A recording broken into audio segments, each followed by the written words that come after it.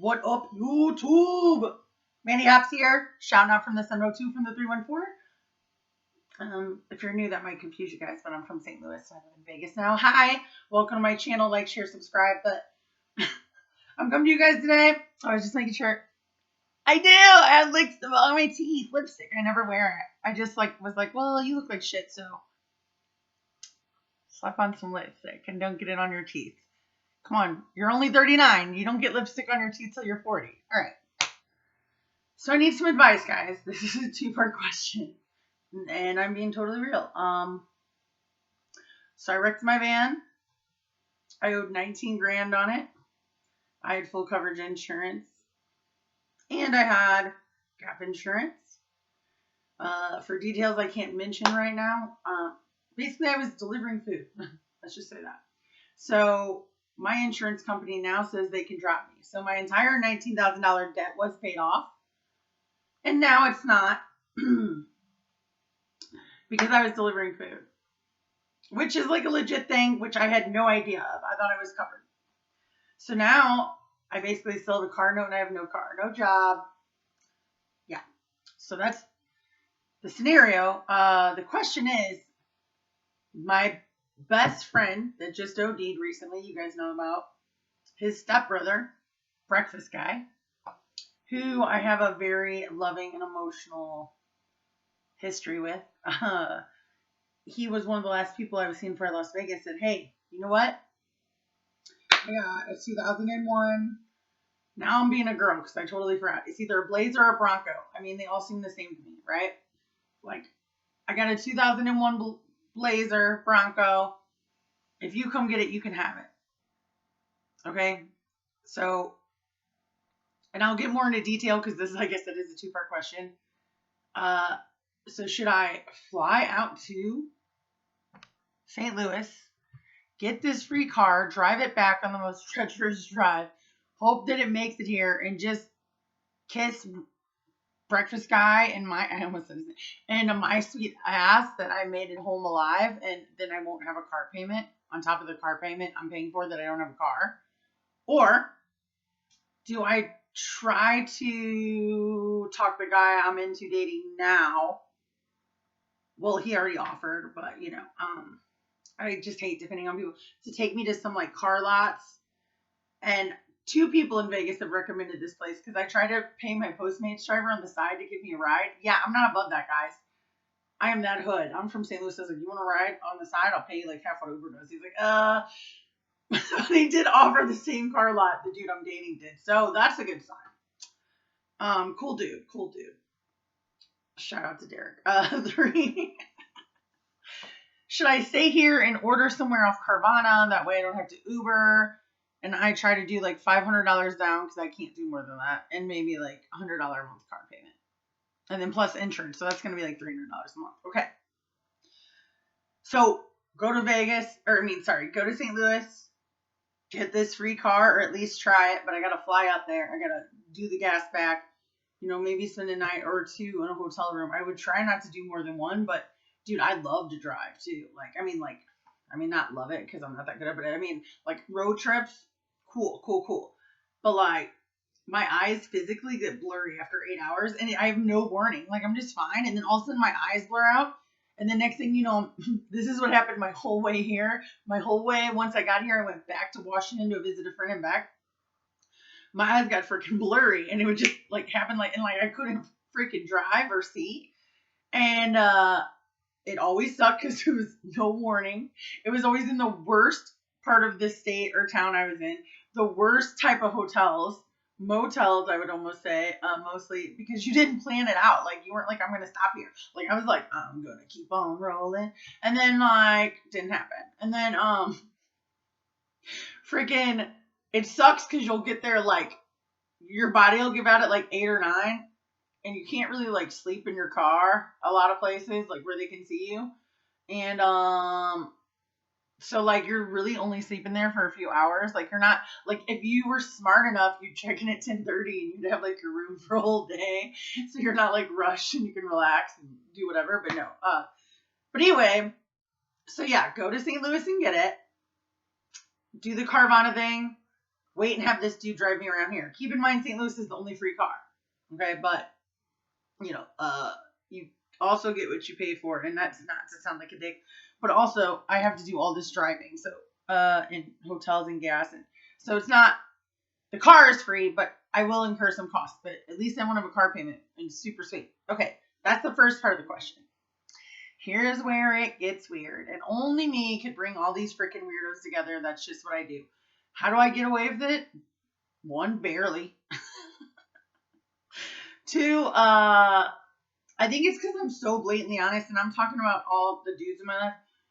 I'm so blatantly honest and tell everybody like right up front in their face, like, I'm not afraid to hurt their feelings or whatever, that actually winds up working out in my favor because they feel they could trust me. If I just brought 3 random dudes together and I was like, this is my friend over here, this is my friend here, they'd be like, right, because we all know, right? And I am a dude in a chick's body. I really am, with lipstick.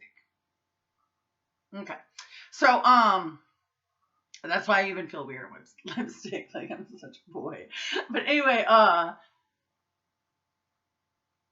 don't know. That just sounded weird. But, I look good at this angle.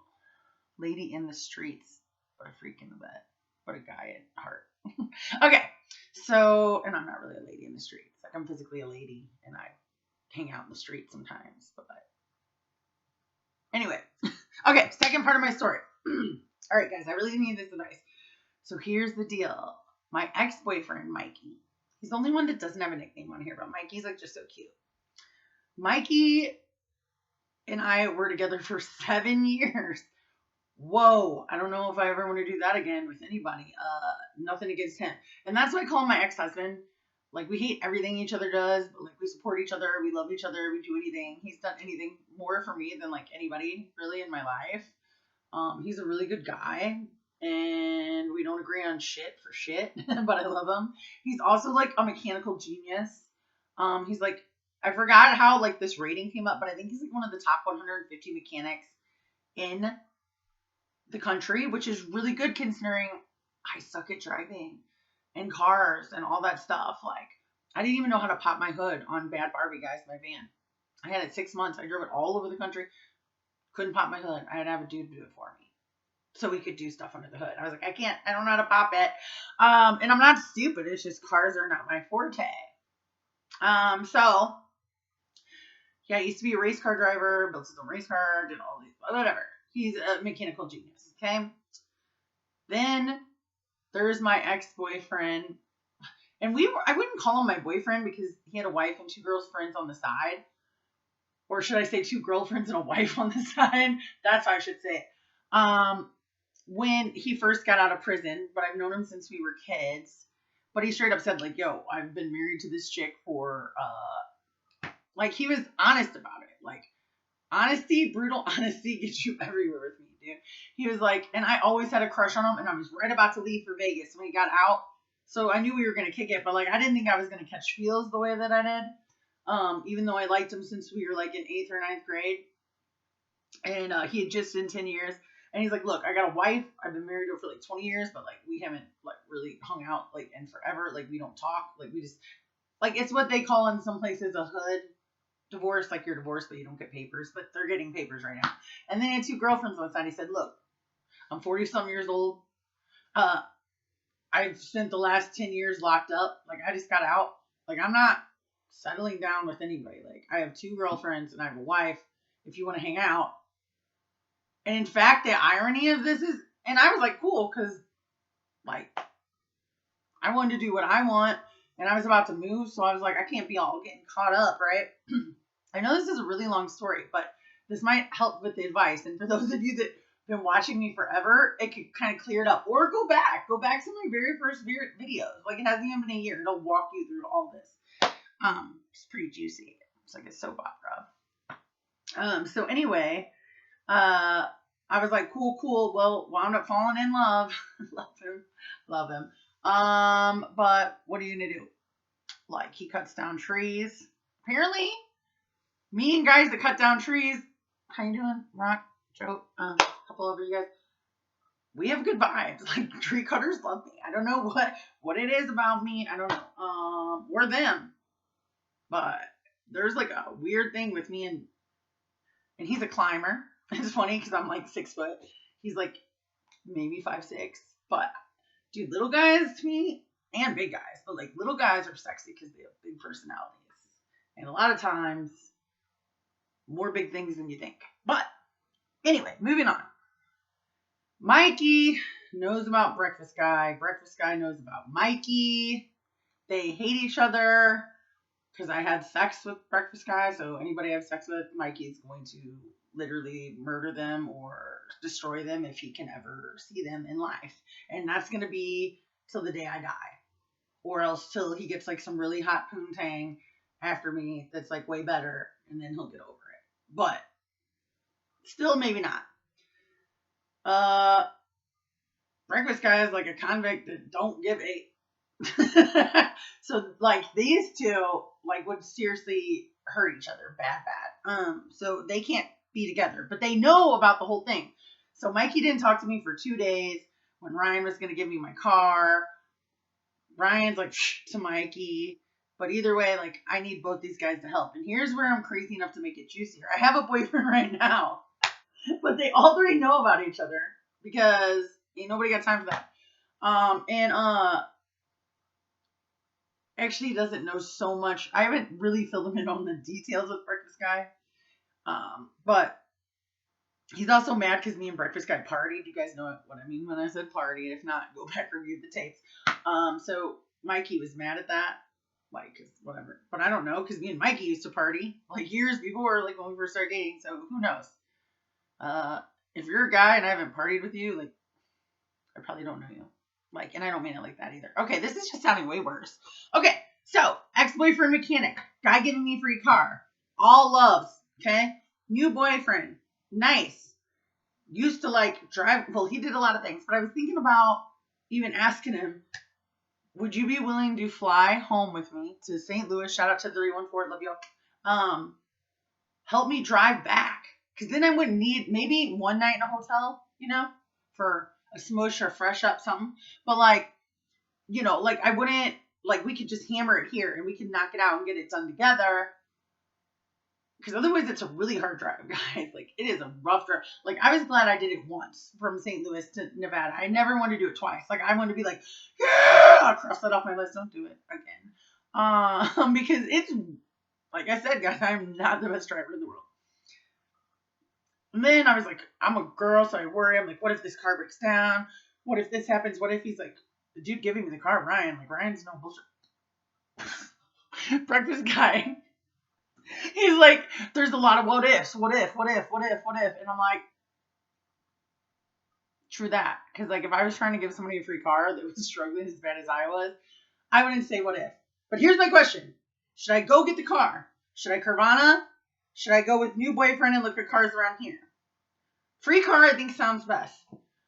I'm definitely going to have to go between Mikey and Breakfast Guy and not let them meet because they will murder each other like two beta fish and like a Dixie cup. And should I be bold enough to ask the new boyfriend if he'll help me drive? I don't know. Guys, especially guys, because you girls, we don't think like guys. And I'm asking some guy advice, but girls too.